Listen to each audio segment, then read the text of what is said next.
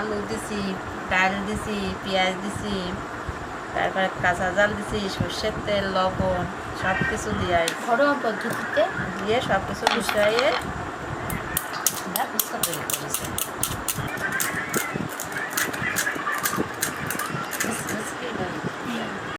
জ্যৈষ্ঠী মাসে যাদের জ্যৈষ্ঠ পুত্র আছে তারা কখনো তেঁতুল খায় না, তো তার পরিবর্তে বানাইছি হচ্ছে লেবু দিয়ে। ফুচকা তো খেতেই হবে, কিছু করার নেই। ফুচকার রহস্য বেরোচ্ছে পিএস কুচাতি দেয়।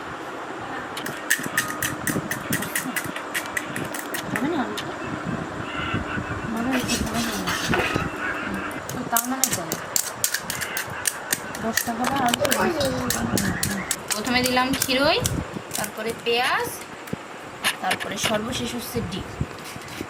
এইভাবেও বানাচ্ছে নিরামিষ ফুচকা। আজকে মঙ্গলবার, আমি তো এখন ভাত শাক খাই না, রাইতে আমারটা নিরামিষ ঝাল ফুচকা।